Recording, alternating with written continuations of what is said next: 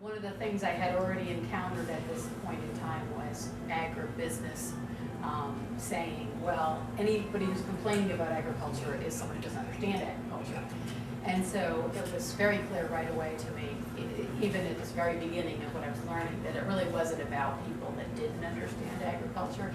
It was about people who did understand agriculture and found this new method of raising animals, this industrial method, unacceptable.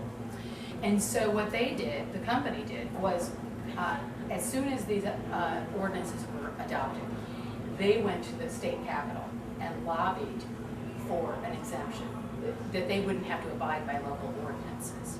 And the state legislature said, no problem. So they came to my friend Terry's, now my friend, I just met him at the time, community, Unionville, and began preparations to start operating there. And within a couple of years, they actually had set up 72 buildings that each housed over 1,000 pigs. So by the time that I went there, several years after they came into the community, they had about 75,000 pigs in this immediate area. The initial plan was for about over 100,000, but because of the strong community opposition, they did have a little bit more difficulty in getting started and getting their plan implemented than they had intended. So it was a little bit smaller of an operation than their initial plans, but not much. So as I was being driven around this community where these buildings were, I was astonished by what I saw, because I was sort of driving up and down, being driven up and down these roads that had these operations, and we were seeing absolutely no people and absolutely no animals. It was all just these metal windowless buildings, one after another, and then behind them, these big manure lagoons that were storing all of the manure from these big hog confinement operations. And my friend Terry told me that they had begun water sampling. The community had begun water sampling shortly after these operations arrived. And they saw immediately an impact on the water quality. So they were seeing, especially nitrogen and phosphorus, at very strong increasing levels. And they were documenting this, and they were keeping track of all the water sampling they were doing. And they communicated the issue to the state, that there was an immediate increase in water pollution from these operations. And there was never any action taken by the state. And they also communicated to the company and said, hey, you're polluting the water. And of course that didn't change anything, because these kinds of operations inherently cause water pollution. There's really not much that they can do to stop the water pollution. So Terry and his neighbors were contacting Waterkeeper Alliance because they were asking for our help. They wanted to try to bring some kind of legal action to stop this kind of pollution. And I was beginning to learn, I actually had been working as a lawyer for National Wildlife Federation, so I knew the environmental laws fairly well. And I knew that under the Clean Water Act, concentrated livestock operations are considered a regulated source of pollution. They just weren't actually being made to follow that law. So they are actually supposed to abide by the Clean Water Act and the Clean Air Act, but they are not being forced to do that. I returned to New York after visiting this community in Missouri, and I was realizing that in fact this issue of industrial livestock pollution was something that was very interesting to me, because not only was it, I could see with my own eyes why it was a major pollution problem and a major air pollution problem as well, because when there's that much density of livestock in one location, you have a huge amount of lots of different pollutants, and most notably ammonia, also hydrogen sulfide, and other regulated air pollutants that are actually put off into the air at levels that are so high that they're violating the Clean Air Act unless they have a permit. So none of these operations had permits. They didn't have Water Act permits. They didn't have Air Act permits.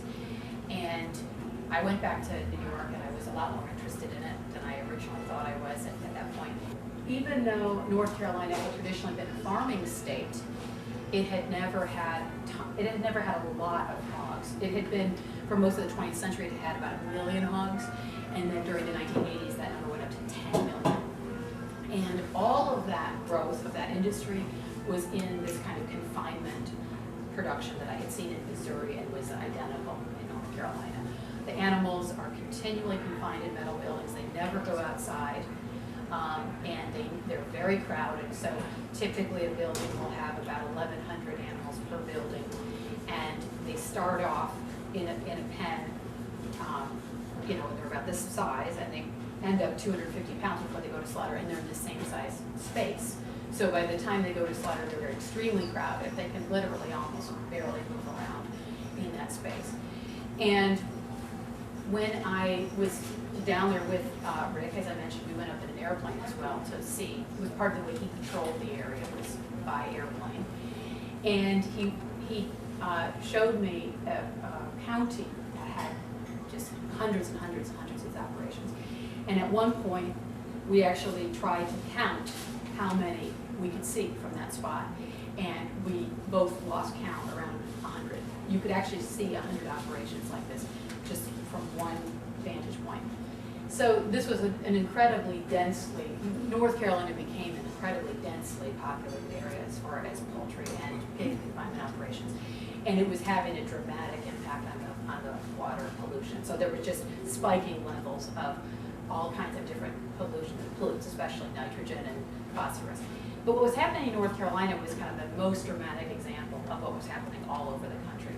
Because animal farming had gone from a method of raising animals where the animals were kind of dispersed on the countryside and on the landscape and were generally raised outdoors, and a couple of hundred animals might be the most you have at one farm. In the upper Midwest, where there's a lot of dairy, for example, a typical dairy up until about 1950 in every state, whether it was Minnesota or Wisconsin, all of the major dairy states would have, a typical dairy would have between 25 and 50 animals on it at the most. A 50 cow dairy was quite a large dairy up until about 1950. That changed dramatically in the second half of the 20th century. And actually, California was kind of leading the charge of shifting the whole look of the industry. And you started to have dairies with 1,000 cows, and now we have 10,000 cow dairies, and there are 20,000 cow dairies. And so you have a totally different equation as far as the pollution issues, as well as the life of the animal. Because a dairy cow was always out on grass, historically. And we had dairy cows in this country since its origins. And in around 1950, in fact, you had a dairy cow on almost every farm in the country. And 3/4 of the farms in this country had a dairy cow or 2 or 3 on them for their own needs, and maybe they'd sell a little bit of extra. And a full-time dairy farm that was their main occupation, as I mentioned, had 25, 30 dairy cows. So when California started doing total confinement dairy, and some cows in California have access to an outdoor area, but it's a dry lot. It's not pasture. So you had this, again, this huge shift in terms of the environmental impact, because all of a sudden you had hundreds and hundreds and millions of gallons of herbicide manure instead of animals grazing out on pasture and depositing their manure right in pasture and not being incorporated into the soils, which is a very environmentally friendly way to farm. It's also friendly on the animals. So those animals had a pretty good life historically on a dairy. In a modern confinement dairy, as we have many of in California, we're the #1 dairy state in this country now, and that's because of these confinement dairies having so much production. And so you had this huge shift in terms of the lives of the animals. So they went from being outdoors and grazing and really being pretty healthy to being brought indoors, being on hard surfaces their whole lives, getting really no opportunity for exercise, fresh air, and no grazing at all. So it's a huge shift that took place in the look of the industry, the way we raise all of our animals. But the argument I'm making in the book is that the system that we have now, which that is what it looks like, is not our only option.